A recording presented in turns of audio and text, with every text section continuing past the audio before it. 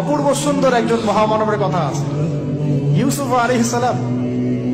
আমরা সূরা ইউসুফ পড়তে শিখি নাই এখনো। আমরা সবাই মনে করি সূরা ইউসুফ মানে হচ্ছে ইউসুফ জুলাইখার প্রেম কাহিনী, আমরা এটাই মনে করি। সূরা ইউসুফকে আল্লাহ পাক সবচেয়ে শ্রেষ্ঠ উপন্যাস বলেছেন, আহসানুল কসাস। একটু গভীরভাবে পড়ে দেখবেন অর্থগুলো।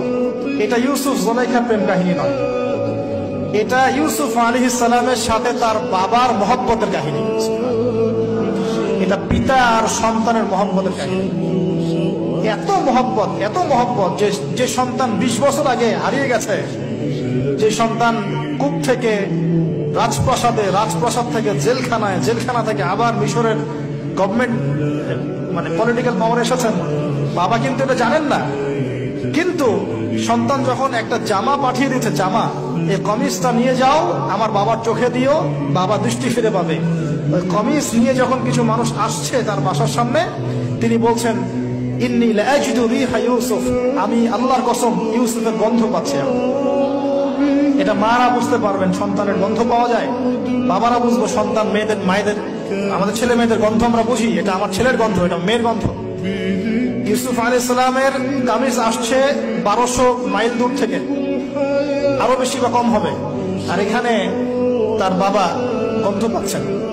মোহাব্বত, এই কথাটা, এই আয়াতটা আসলেই চোখ দিয়ে পানি বের হয়ে যাবে। ইন্নী লাআজিদু রিহা ইউসুফ, আমি ইউসুফের গন্ধ পাচ্ছি। আর মানুষ বলছে আপনি পাগল হয়ে গেছেন, কতদিন আগে ইউসুফ চলে গেল, আপনি ইউসুফের কথা বলতে বলতে বলতে বলতে চোখ বন্ধ করে ফেললেন কাঁদতে কাঁদতে, এখন বলছেন ইউসুফের গন্ধ পাচ্ছেন। সুবহানাল্লাহ। তো সূরা ইউসুফ পিতা আর সন্তানের প্রেম কাহিনী, মহব্বতের কাহিনী, ট্র্যাজেডি লাইফের। ভাইদের ষড়যন্ত্রে চলে গেলেন কূপে, কূপ থেকে রাজপ্রাসাদে, রাজপ্রাসাদ থেকে জেলখানায়। জেনার আহ্বান করছে তাকে, তিনি বলছেন, মাআযাল্লাহ, আমি আল্লাহর কাছে আশ্রয় প্রার্থনা করছি। এখানে আমরা সূরা ইউসুফ পড়তে গিয়ে ইউসুফ আলাইহিস সালামের বাহ্যিক সৌন্দর্য নিয়ে কথা বলি, তার চরিত্র, তার বাহ্যিক সৌন্দর্য অনেক বেশি সুন্দর। সূরা ইউসুফ আলাইহিস সালামের এই যে জেনা থেকে মুক্ত থাকার শিক্ষা, এটা যদি আমাদের যুব সমাজ নিতে পারে, ইনশাআল্লাহ অর্ধেক কাজ হয়ে যাবে ইনশাআল্লাহ।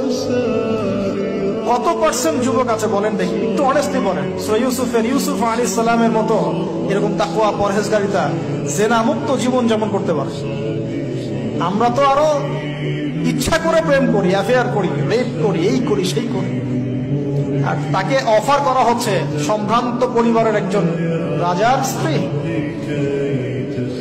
ক্বালাত হাইতা লাক ক্বালা মাআযাল্লাহ। তাহলে এই মহামানব জীবন থেকে শিক্ষা আছে।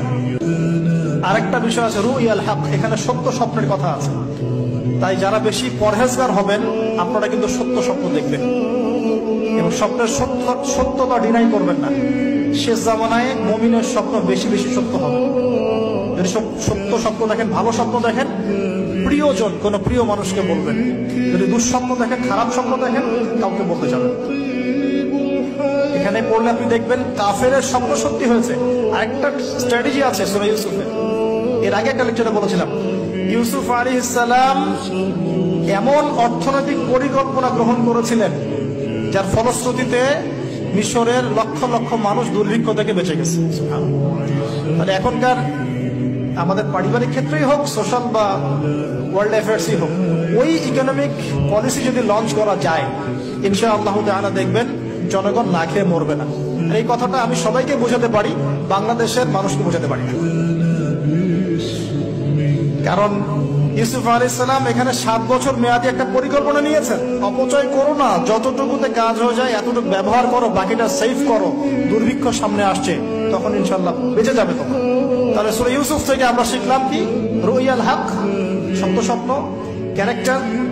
আমরা শিখলাম এখানে চরিত্র পবিত্র রাখার ব্যাপার। শিখলাম পারিবারিক, বাবা সন্তানের মহব্বত। এক্সট্রাঅর্ডিনারি মুসলিম হতে হলে এগুলো দরকার আছে।